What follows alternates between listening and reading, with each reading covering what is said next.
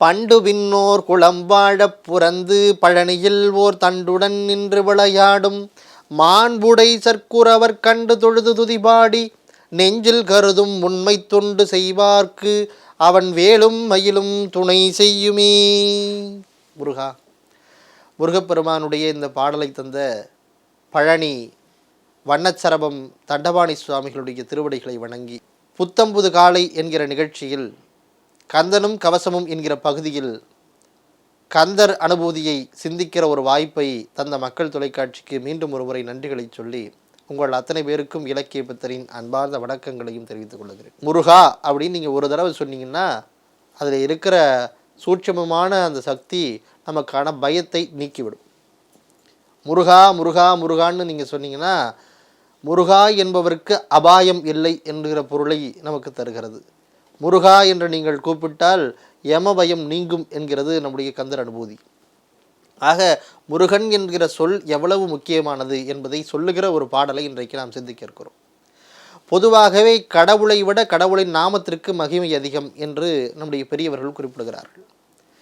என்னுடைய மானசீக குருநாதர் சோசோமி மீனாட்சி சுந்தரம் ஐயா அவர்கள் நாமத்திற்கு மகிமை உண்டு, கடவுளை விட கடவுளினுடைய நாமாவிற்கு மகிமை உண்டு என்று குறிப்பிடுகிறார்.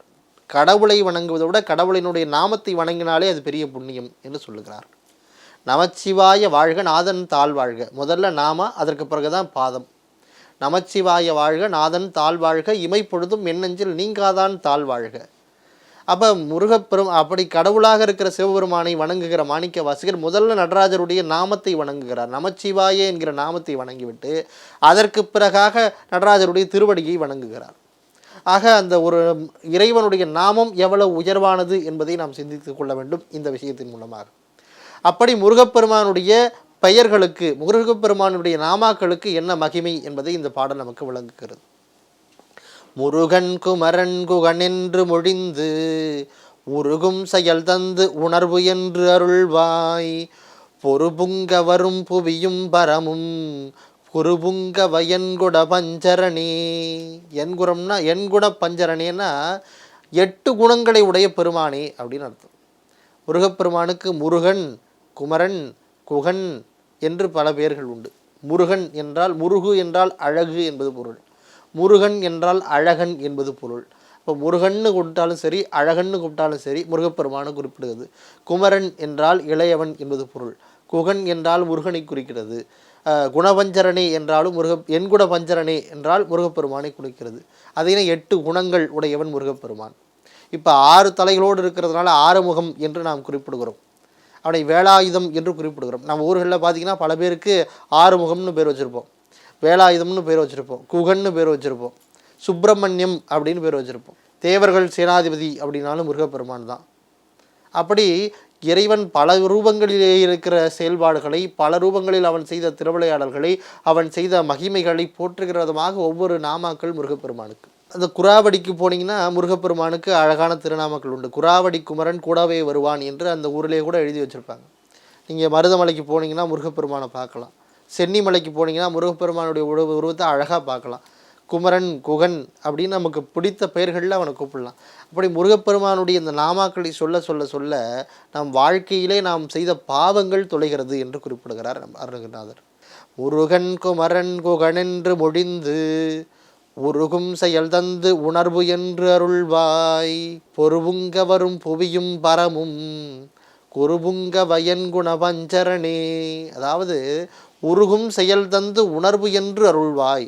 இப்போ முருகா அப்படின்ற பேரை என்னுடைய வாழ்க்கையில் நான் பெரும்பாலும் முருகா முருகா முருகான்னு சொல்லிக்கிட்டே இருப்பேன். என்னோட பணியாற்றுகிறவர்களுக்கு தெரியும், என்னோட பயணிக்கிறவர்களுக்கு தெரியும், என்னோட வீட்டில் இருக்கிறவங்களுக்கெல்லாம் தெரியும். ஒரு நாளைக்கு கிட்டத்தட்ட ஒரு 30-40 தடவையாவது முருகா முருகா முருகான்னு சொல்லுவேன். ஏதாவது ஒரு விஷயத்தை கேட்கும்போது அது நமக்கு கேட்குறதுக்கு சங்கடமாக இருக்குன்னா முருகா முருகா முருகான்னு சொல்லுவேன். இதை யாரோ எனக்கு சொல்லி கொடுத்து இது சொன்னால் இது நடக்கும், இது சொன்னால் இப்படி நடக்கும்னு சொல்லி நான் சொல்கிறது கிடையாது. என்னை அறியாமலே முருகன் மீது இருக்கிற அன்பு, முருகன் மீது இருக்கிற பக்தியின் காரணமாக முருகா முருகா முருகான்னு அடிக்கடி சொல்லிக்கிட்டே இருப்பேன்.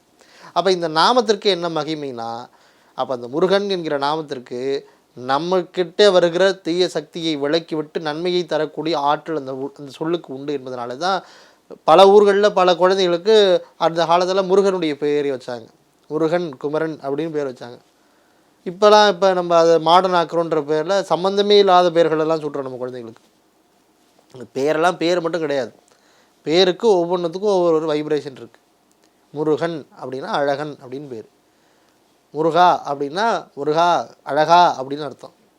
நம்ம அந்த பெயர்களெல்லாம் குழந்தைக்கு வச்சுப்போம்னா அடிக்கடி அந்த பிள்ளைகளை கூப்பிடுக்கிற பொழுது நம்ம கடவுளை கூப்பிடுற மாதிரி இருக்கும்.